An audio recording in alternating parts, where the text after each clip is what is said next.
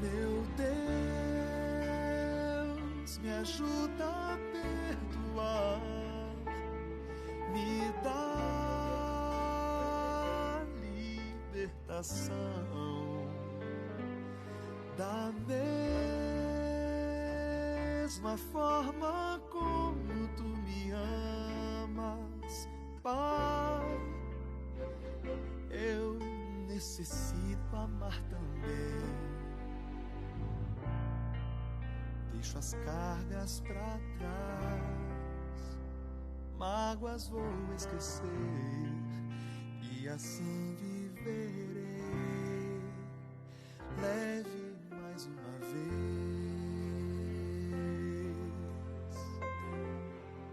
Então você ora, Lu, para a gente ter assim, uma noite maravilhosa em Deus. Amém. Pai, nós te louvamos nessa noite, porque Tu és o eterno, o Deus, o Rei, o precioso, Pai, o cheiroso, o gostoso, o Deus que se estica até nós, Pai. Muito obrigada por o Senhor ser esse Deus pele, como diz a Dorine. Pai, por o Senhor ser esse Deus que nos permite todas as manhãs a misericórdia manifesta na nossa vida. Pai, nós te louvamos por cada pessoa aqui, por cada casa representada, Deus, por esse momento, por esse passo, Pai, por esse tempo que temos vivido, Pai, e a Tua palavra tem nos sustentado diante das dificuldades, Pai. Muito obrigado, Senhor, obrigado, porque o Senhor não deixa nunca nós ficarmos, Pai, à espera de uma resposta, uma espera de uma lista de amor que o Senhor nos coloca, Pai. Deus, muito obrigado por isso, obrigado pelo PR, Pai. Obrigado, Deus, por cada pessoa que se dispõe, trabalha, põe a mão no arado. Nós não queremos ser, Pai, só pessoas que comunicamos esse passo, comunicamos sobre as verdades, mas queremos transmitir vida.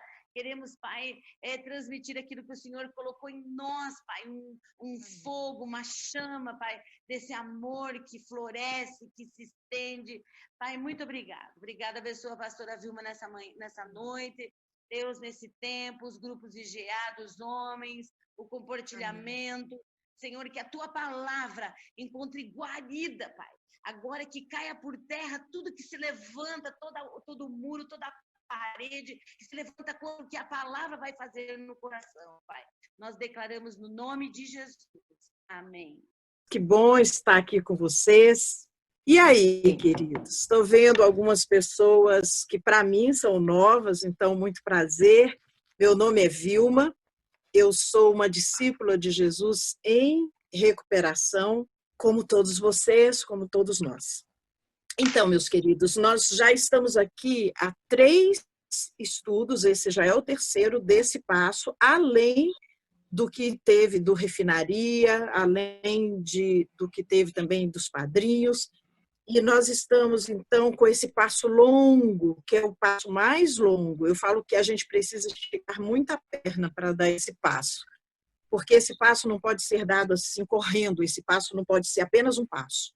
Ele tem que ser um passo trabalhado, ele tem que ser um passo digerido, ele tem que ser um passo feito com muito vagar, realmente, para que quando a gente consiga dar esse passo do examinar, a gente realmente deixe para trás muita coisa e comece um novo momento no Celebrando a Recuperação. Então, vocês já estão com o material aí, vocês tiveram primeiro aquele material moral, que nós demos 8 áreas para vocês trabalharem, a gente disse para fazer um dia de cada vez, uma área em cada dia, e depois nós aprofundamos um pouquinho mais com aquela causa e efeito, as pessoas que te impactaram positivamente e negativamente. Claro que aqui a gente está para trabalhar mais o que impactou negativamente, porque nós estamos procurando uma cura, mas nós falamos também de fazer um equilíbrio desse seu inventário. Então, esse equilíbrio, ele vem da gente analisar o negativo, analisar as coisas que nos doeram, analisar as coisas que nos feriram, mas também ter um coração agradecido pelas coisas boas que aconteceram conosco, ou que acontecem conosco. Então, é isso que vai dando o equilíbrio, porque senão a gente vai ficando muito para baixo também. E não é essa a intenção do Celebrando, apesar de que nós sempre incentivaremos a ir fundo, a ir profundamente. E um versículo que a gente utilizou de Isaías no outro estudo é aquele que Deus nos chama para tratarmos das questões até o fim. Então, esse passo, ele precisa ser bem tratado, meus queridos, porque eu imagino que muitos de vocês, assim como eu também, já passaram por tantos eventos, tantos cursos, tantos seminários de cura interior, de libertação, de encontros com Deus, tantas coisas assim. E o Celebrando não pode ser mais um evento que na hora faz muito efeito, que na hora é muito bom, mas que daqui a um ano a gente olha para trás e fala, não, eu ainda preciso cuidar dessa área. Então, o Celebrando tem como propósito de que você vá fundo realmente e resolva essa questão, pelo menos algumas questões, definitivamente na sua vida. Porque, gente, fala sério, sofrer não é bom. Apesar de que Deus usa o sofrimento para nos ensinar, assim como até Jesus, a Bíblia fala lá em Hebreus que Jesus, ele aprendeu, enquanto homem, ele aprendeu pelas coisas que sofreu, então conosco também é assim, mas verdade seja dita que sofrimento não é bom. Então o sofrimento, ele deve nos levar a uma aprendizagem, mas ele deve ser algo que passa, que fica para trás e que a gente continua. Hoje, nós temos como propósito apenas fazer um rápido fechamento desse diagnóstico da alma, desse passo a examinar, e depois eu vou abrir para algumas dúvidas. Que nós estamos nesse passo, celebrando a recuperação, examinar o quarto passo. O nosso versículo-chave nesse passo é qual? Examinemos seriamente o que temos feito e voltemos para o Senhor. Então, eu gostaria que você falasse aí comigo o seguinte: eu vou examinar o que eu tenho feito e eu vou voltar para o Senhor. O voltar para o Senhor não quer necessariamente dizer que você não estava em Deus. O voltar para o Senhor quer dizer que você está voltando-se para Ele para resolver essa questão, ok? Agora, se acontecer, obviamente, de você estar voltando no sentido literal, porque talvez a sua dor, talvez toda a sua questão doeu demais e você acabou saindo um pouco de perto do Senhor, então melhor ainda que você volte literalmente para o Senhor, tá bom? Mas esse examinar aqui tem a ver com também a gente conversar a três. Aquilo que eu já falei, se não me engano, no primeiro vídeo, de que é bom a gente se chegar a Deus em três, num trio. Como o salmista fala, por que você está abatida, minha alma? Por que você está perturbada dentro de mim? Por que você está com essa angústia toda? O salmista fala assim, como se ele estivesse, e ele está realmente conversando com a sua própria alma.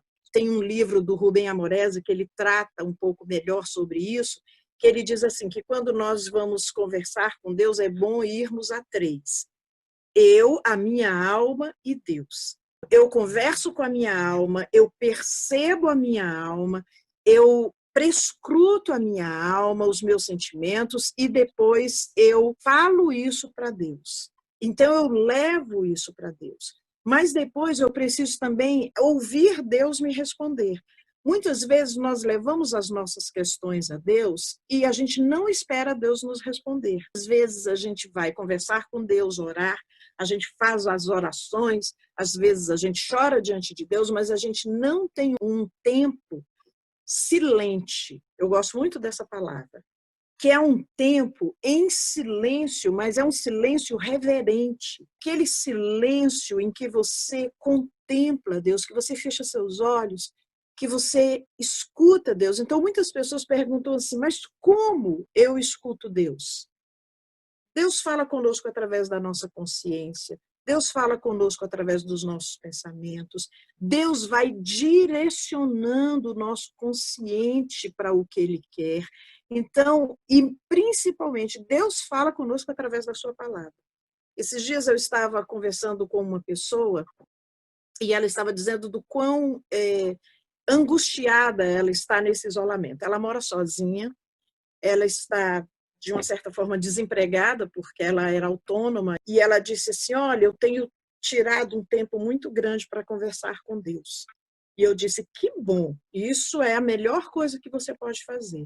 Mas você tem tirado um tempo também para ouvir Deus através da sua palavra, de ler a palavra de Deus, para obter resposta para os seus anseios, para os seus problemas, porque aí nessas horas todos os problemas vêm à tona, não é? Não é só o problema da pandemia. Nesses momentos de crise, a coisa só vem à tona, realmente. E ela falou, não. Eu falei, então você só está falando, você não está ouvindo. Então, eu gostaria de deixar isso para vocês. Às vezes, a gente pensa que ler a Bíblia é meio chato, que a gente fica meio... Ai, dá um sono, é bom, né? Dá um sono. Para quem tem insônia, é incrível como ler a Bíblia dá sono. Porque tem toda uma guerra espiritual por trás disso também. Porque o nosso inimigo, ele sabe que quando a gente abre a palavra de Deus e a gente começa a ler, ali acontece uma ministração na nossa alma, no nosso espírito. Então, ele vai fazer com que a gente não queira isso. E eu vou dizer uma coisa, fazer o Celebrando a Recuperação, sem abrir a sua Bíblia para você ler e para você ter um tempo com Deus, não sei se isso vai dar muito certo, não. Ok? Porque não é só a psicologia. E eu posso falar isso porque eu trabalho nessa área. Então, a psicologia, ela traz alguns remédios para a alma, ela vai remediando a nossa alma, ela vai nos conduzindo a um autoconhecimento, ela vai tratando, ela é uma ferramenta. Mas aqui fala com vocês uma pessoa que teve depressão profunda, que precisou tomar lítio, que ficou tempos e tempos, quem é do Celebrando há mais tempo aí conhece o meu testemunho, que ficou numa situação deplorável, que nem saía da cama direito por muito tempo. E hoje eu estou aqui limpa, sem remédio, dormindo bem, comendo bem, passando relativamente bem essa pandemia, né? E sem enlouquecer, sem neuras, mas mostrando que Deus pode, que Deus age, que todas as coisas são ferramentas maravilhosas. Mas eu digo para vocês, precisei tomar remédio, precisei de terapia, fiz esses cursos, essas coisas todas que eram oferecidas, claro, buscando, mas eu vou ser sincera com vocês, o que me limpou foi a palavra, porque é uma promessa bíblica, a palavra limpa. Então eu quero deixar essa palavra para você. A Bíblia, ela é tão eficaz que ela consegue separar a medula, o espírito da alma, ela é mais penetrante do que espada alguma de dois gumes. E muitas vezes nós menosprezamos isso. Então eu quero começar já dando essa palavra para você. Ouça Deus no seu coração, ouça Deus na sua consciência, ouça Deus através da palavra dele, ouça Deus através de boas palestras, mas principalmente através da palavra dele, ok? Sobre o diagnóstico da alma. Na primeira palestra, nós falamos um pouquinho sobre isso. O que é um diagnóstico? Então, hoje está muito em voga isso, diagnóstico, protocolo, essas palavras a gente está ouvindo demais nesse momento de pandemia.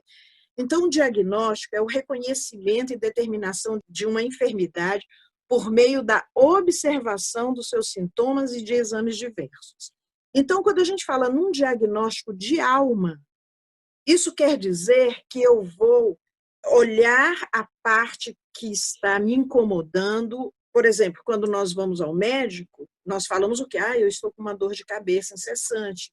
Meu coração está palpitando muito. Eu estou com uma dor nos ossos. Quando nós tratamos do diagnóstico da alma, então nós vamos detectar o que é que está doendo na nossa alma.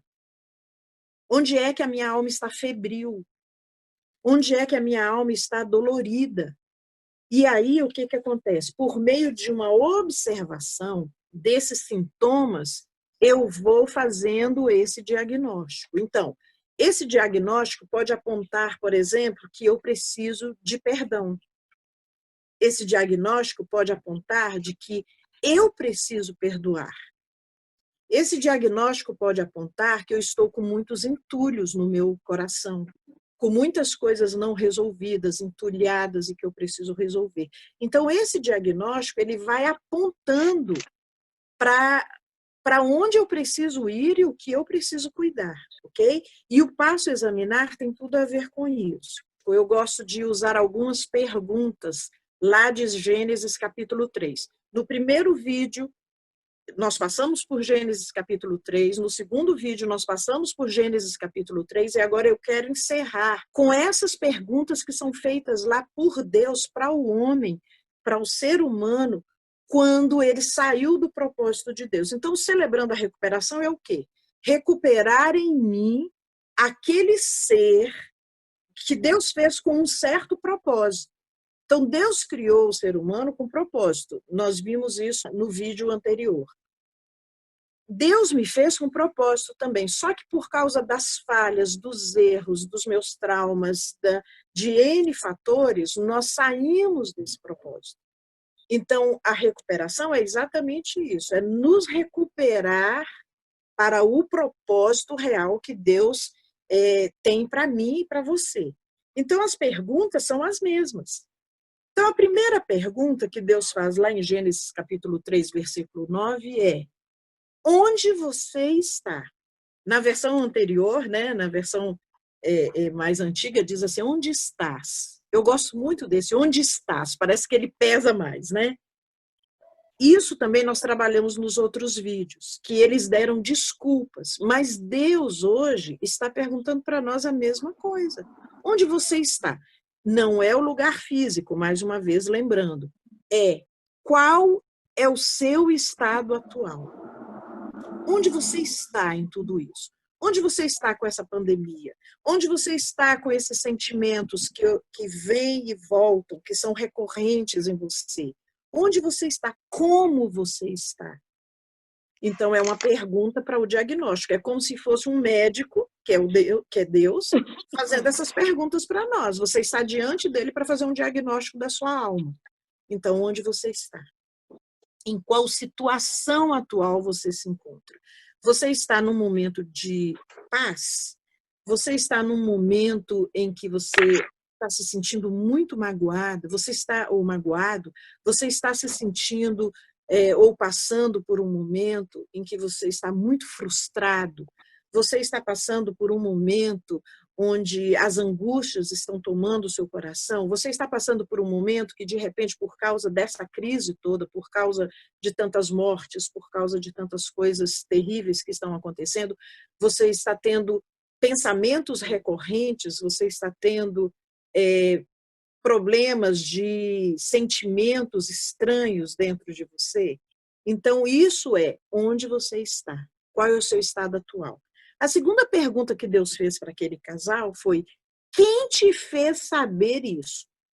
Lembrando que nós estamos falando daquele primeiro pecado cometido e das desculpas. Eu não vou voltar em tudo isso, porque nós já falamos sobre isso nos outros vídeos. Mas a pergunta é: quem te fez saber? Em outras palavras, quem abriu seus olhos ou chamou a sua atenção? Na semana passada, o exercício para se fazer foi de pessoas que nos impactaram principalmente negativamente. Hoje, a pergunta agora já não se refere mais às pessoas, se refere a você. Então, o erro que você cometeu, o pecado que você cometeu, a situação difícil em que você se meteu, quem te abriu os olhos para isso? Vou dar um exemplo de traição, que é uma coisa que dói muito. Dói em quem traiu e dói em quem foi traído. Vou usar esse exemplo porque é um exemplo assim, que nos inventários, geralmente, é o que mais dói. Então, e eu não estou falando apenas de traição de casal, eu estou falando de traição também de amizade, eu estou falando de traição de pessoas com as quais você confiou, ou nas quais você confiou. Então, seja lá que tipo de traição. Quem te abriu os olhos para isso? Quem foi que startou isso em você? Qualquer erro que você possa ter cometido e que você está com problema de se perdoar, ou que você está com problema de enfrentar, vai lá no seu subconsciente, talvez, e pense assim: como é que eu fui atraída por isso? Como os meus olhos se abriram para isso? Então, vamos supor que você teve um problema com um amigo ou uma amiga muito querido, que você perdeu uma amizade, que isso te dói, que você teve um problema com seu pai, com a sua mãe, que você teve um problema com seu cônjuge, que você teve um problema com seu filho. Como é que foi que isso começou? Como você abriu os olhos para isso? Lá no caso de Adão e Eva, o inimigo sugestionou Eva, foi sugestionando Eva. E no seu caso foi assim? Nas coisas que te pesam na alma por você ter cometido de forma errada, ou por você ter pecado, ou por alguém até ter pecado contra você e você reagido de maneira talvez até errada, como é que os seus olhos foram abertos para isso? Então, é outra pergunta para diagnosticar a sua alma, tá bom? A minha alma também. A terceira pergunta é: qual foi o seu erro? Então, qual o princípio da palavra de Deus foi quebrado? Essa pergunta ela é feita de um outro jeito lá por Deus, mas está lá no versículo 11, depois você pode ver, ou se você estiver com a sua Bíblia aberta, aí você pode olhar. Deus pergunta assim, mas quem te fez saber essas coisas? Primeiro foi, quem te fez saber? Depois ele fala assim, vocês comeram da árvore que não deveria comer? Qual foi o seu erro? Qual foi o princípio da palavra de Deus que foi quebrado? Qual foi a desobediência? Como é que foi que isso aconteceu? Então, seus olhos foram abertos para alguma coisa boa ou ruim, boa, entre aspas, né? Chamou a sua atenção, alguma coisa prazerosa ou alguma coisa nem tão prazerosa, mas você foi impelida para aquilo. Mas qual foi o princípio bíblico que foi quebrado? É bom a gente detectar isso, para que a gente possa trabalhar isso na nossa alma. Qual o princípio bíblico que foi quebrado? Tá bom, foi uma desobediência à palavra de Deus, mas qual? Eu sempre falo que erro e pecado tem nome. Não é uma multidão de pecados, não é uma multidão de erros. Me perdoe pela multidão dos meus erros. Pecado tem nome. Então, é bom a gente detectar bem qual foi o meu erro. E, por último, o que foi isso que você fez? Versículo 13. Vocês vão entender isso melhor no próximo slide. Olha só, nós estamos fazendo o diagnóstico da alma. Você está diante do doutor Jesus e ele te faz essas perguntas. Então, agora nós vamos entender um pouquinho melhor isso. Como é que nós vamos conseguir cura e transformação para a nossa alma aflita, pecaminosa, naquelas coisas que eu percebo que ainda pesam dentro de mim, ou que ainda pesam dentro de você? Olha só, para a primeira pergunta, onde você está, qual o seu estado, o que nós precisamos fazer é parar de dar desculpas. Onde vocês estavam? Deus pergunta para aquele casal. E eles respondem o quê? Com uma desculpa. É porque a gente percebeu que estava nua e a gente ficou com vergonha e foi dando desculpas. Já trabalhamos isso, eu apenas estou colocando de uma maneira mais sistematizada para ficar mais claro para a gente. Então, qualquer dúvida, volta lá nos 2 primeiros vídeos, né? Então, pare de dar desculpas. Para a segunda pergunta, quem te fez saber? Quem abriu os seus olhos? Quem chamou a sua atenção? Ou o que chamou a sua atenção? Então, admita, eu fui fraca nessa área, eu não consegui resistir, eu acabei pecando. E pode ser em qualquer área. Por exemplo, eu respondi mal ao meu chefe, fui demitido. Eu preciso admitir, tem problema com a autoridade. Então, eu estou falando eu aqui no sentido geral, né? É porque no Celebrando a gente tem sempre que falar eu, né? Mas, então, são pessoas que têm problemas com a autoridade, recorrentes muitas vezes. Eu conheci uma pessoa que ela separou-se do marido num dia de uma briga muito acalorada. Ela mandou ele sair de casa. Ela já tinha feito isso outras vezes. E por causa do gênio dela, muito forte, muito intolerante, ela fez de novo. E dessa vez ele saiu e ele foi embora e ele não voltou. E essa mulher, orgulhosamente, né, cheia de orgulho, deu prosseguimento a tudo aquilo. E depois ela confessou para mim chorando, eu perdi um homem maravilhoso. Eu joguei por terra muita coisa boa que eu tinha, um ótimo casamento que eu tinha por causa do meu gênio. É o admitir, eu tenho problemas com o meu gênio. Eu tenho problemas com relação à mansidão, com relação à precipitação no falar. Eu tenho problemas de controle, eu tenho problemas de codependência. Nós já vimos isso no passo admitir. Então, a resposta para essa segunda pergunta que Deus faz, ou que o nosso médico Jesus está fazendo para o nosso diagnóstico da alma, eu preciso admitir. Então, qual foi a tentação irresistível que eu tive? Quando a gente pensa em tentação, a gente já pensa em sexo, essas coisas. Mas, por exemplo, dar uma resposta atravessada é uma tentação que vem e, às vezes, a gente não consegue controlar. A gente é tentado nessa área e não consegue controlar. Então, qualquer coisa assim que te faz mal, que faz mal para a sua alma, pensa sobre isso e admita. Para a terceira pergunta, qual foi o seu erro? Qual o princípio da palavra de Deus foi quebrado? Então, agora é a hora de confessar. Primeiro eu admito e depois eu confesso. Qual é a diferença de um para o outro? É que quando eu admito, eu olho para dentro de mim. Quando eu confesso, eu olho para Deus.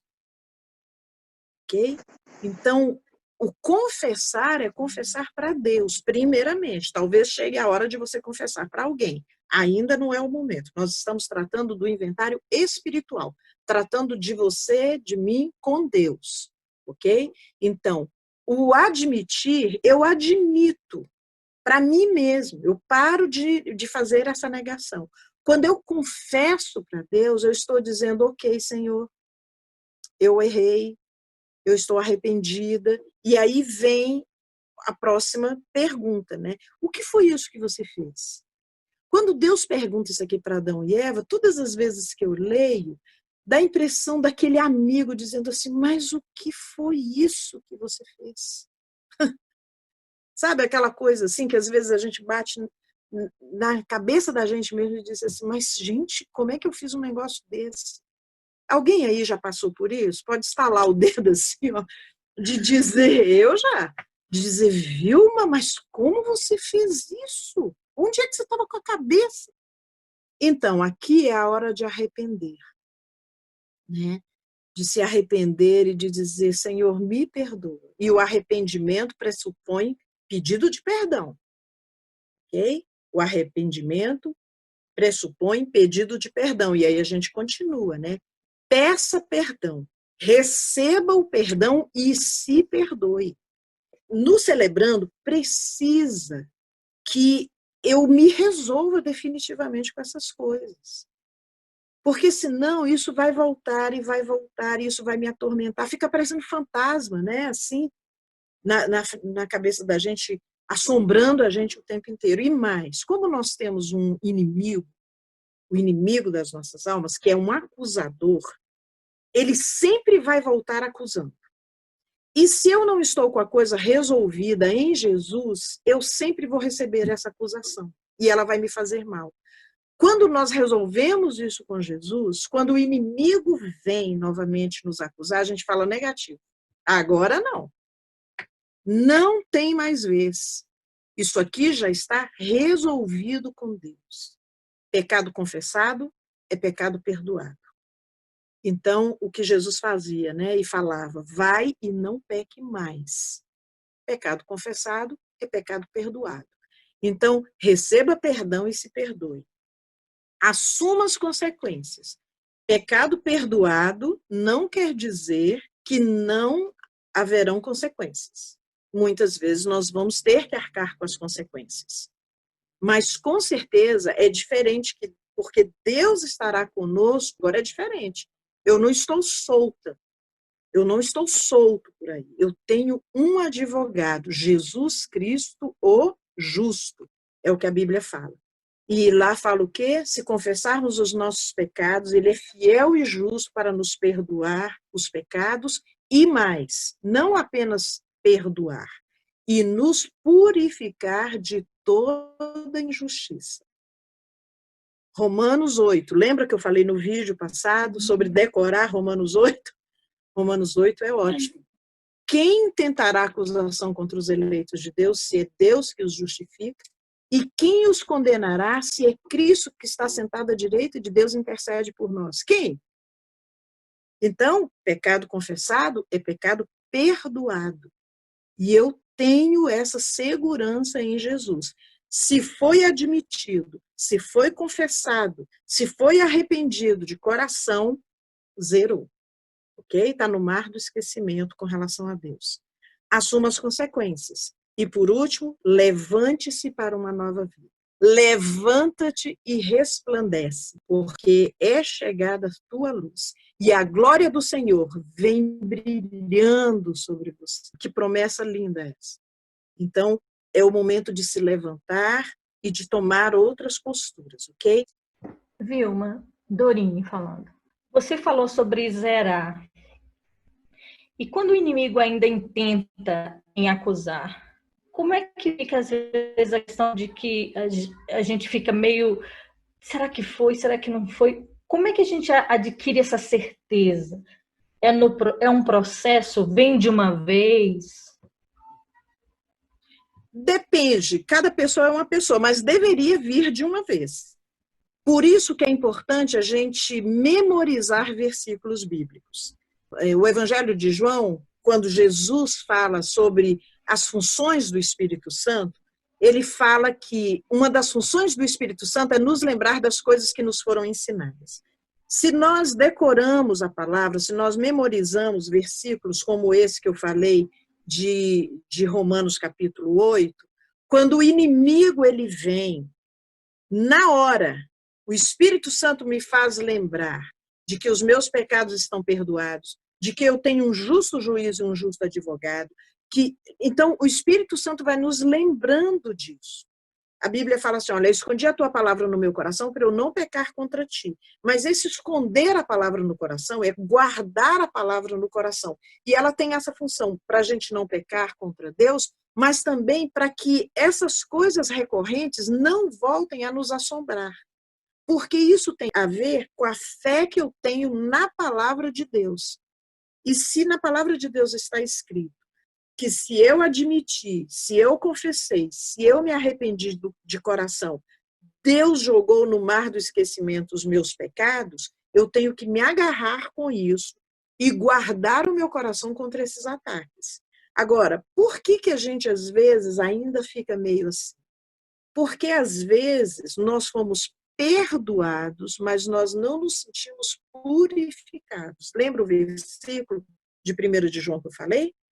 É fiel e justo para nos perdoar e nos purificar de toda injustiça. Então, meus pecados estão perdoados, mas eu não me sinto purificada, ou eu não me apropriei dessa purificação, então, eu confessei o meu pecado, mas eu continuo entrando lá naquele site de pornografia. Eu confessei o meu pecado, mas eu continuo dando respostas atravessadas. Eu confessei o meu pecado, mas eu continuo tentando controlar tudo e manipular todo mundo. Eu confessei o meu pecado, mas eu continuo mentindo. Não houve purificação. Então, todas as vezes que o inimigo se levantar para acusar, eu vou ficar sempre mas... Agora, se eu tenho fé na palavra declarada de Deus, que é o efeito rema, né, dessa palavra, é aquela palavra que vem, que muda as coisas. E se eu tenho o Espírito Santo para me lembrar das coisas que me foram ensinadas, e se eu me aproprio disso numa purificação de vida, não tem. O inimigo se levanta, começa a vir aqui, e eu já vou falando, Eu tenho muito uma frase que eu falo, às vezes eu falo sozinha. Eu estou aqui bem tranquila, daqui a pouquinho eu começo a pensar em algumas coisas que eu percebo que são sugestões do inimigo, porque ele não pode entrar aqui, mas ele vai sugestionando. Ele vai, aquela história, quem abriu seus olhos? Daqui a pouquinho eu começo já a pensar. Na hora eu falo, eu já te conheço, e você vai batendo em retirada. Eu conheço onde isso vai me levar. Então eu não aceito mais. Então o eu repreendo não pode ser só uma frase de efeito. Tem que ser eu te repreendo, pensamento, etc. Sobre guardar o coração e a mente. Meus queridos, vocês já viram que quando a gente está sofrendo, a gente entra nessa sofrência mesmo e a gente alimenta o monstro. Então, guardar o coração e guardar a mente tem a ver com não alimentar o monstro. Uma tentação que vem e vai, e vem e vai. Se eu dou vazão, se eu fico pensando nisso o tempo inteiro, se eu fico alimentando esse monstro vai crescer e esse monstro vai me devorar.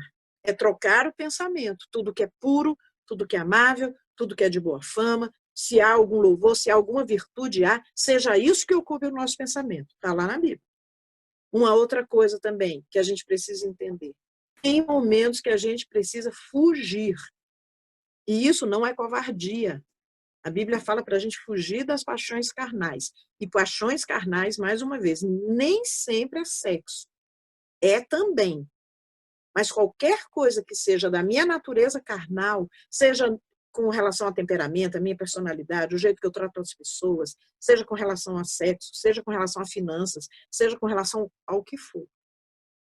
Se eu não posso, eu tenho que fugir. Esses dias, uma pessoa conversando comigo falou sobre o quanto ela fica pilhada em rede social. E que ela extrapola. Quando ela vê, ela solta os cachorros em todo mundo, e quando ela vê, ela já perdeu amigos. Daqui um pouquinho já estão entrando na conta dela e falando absurdos para ela que ela nem tem estrutura emocional para ouvir. E eu falei, querida, o que você acha que você deve fazer então? Se por enquanto você ainda não consegue se controlar. Aí ela própria chegou à conclusão, eu tenho que sair dessas redes sociais. Eu falei, então saia. Então saia. Se não tem estrutura para isso, e isso está te fazendo mal, então saia. Então, em alguns momentos, dentro do que é possível, nós precisamos fugir de algumas coisas, fugir de uma discussão. Mas isso parece covardia, mas é bíblico. O inimigo a gente resiste. A gente não briga com Satanás, a gente resiste. As paixões carnais, as coisas que afetam a minha carne e que eu não consigo ter controle, eu fujo. E as coisas do sistema vigente que me tentam, eu não me amoldo a elas, eu não me conformo a elas, eu não tomo a forma delas. Então, são 3 regrinhas básicas que estão na Bíblia e que eu preciso lembrar sempre. Por exemplo, política, que está deixando a gente louca, né? Isso é o sistema do mundo, é o sistema vigente. E, de repente, quando a gente vê, defendendo uma posição ou outra, a gente está agindo igual os radicais de cada lado. Isso é o quê? É se amoldar ao sistema vigente. Então, mais uma vez, com relação ao diabo, a gente resiste. A gente dá um freio e diga, pode parar. E a gente resiste. Com relação às nossas paixões carnais, às nossas inclinações da carne, do ser humano, a gente foge. E com relação ao sistema vigente, a gente não se conforma, a gente não toma essa forma, ok? Mas isso tudo através de uma renovação de mente, para que a gente possa experimentar a boa, agradável e perfeita vontade de Deus. Vamos orar? Eu gostaria que você abaixasse sua cabeça aí e fechasse seus olhos e pensasse nessas perguntas, né, que Deus faz para a gente. Onde você está? Como é que foi que os seus olhos foram abertos? Ou como você foi levado a cometer coisas que você não gostaria de ter cometido, mas acabou indo, às vezes sendo enganado, sendo ludibriado? Quais as coisas que você ainda precisa confessar para Deus, para você deixar de uma vez por todas isso no passado? Você realmente se arrepende disso? Ou isso foi apenas um fato na sua vida? Então, eu gostaria que você desse um tempo agora para pensar, para começar a falar com Deus sobre isso, para consultar o seu coração. Se você ainda está relativizando aquele erro, aquele pecado, mas foi culpa de alguém, ou então, isso também não é tão importante assim. Mas se isso está vindo à sua mente, está vindo à tona, é porque é importante. Que hoje seja realmente da gente se resolver algumas coisas com Deus. Deixo as cargas para trás, mágoas vou esquecer e assim viverei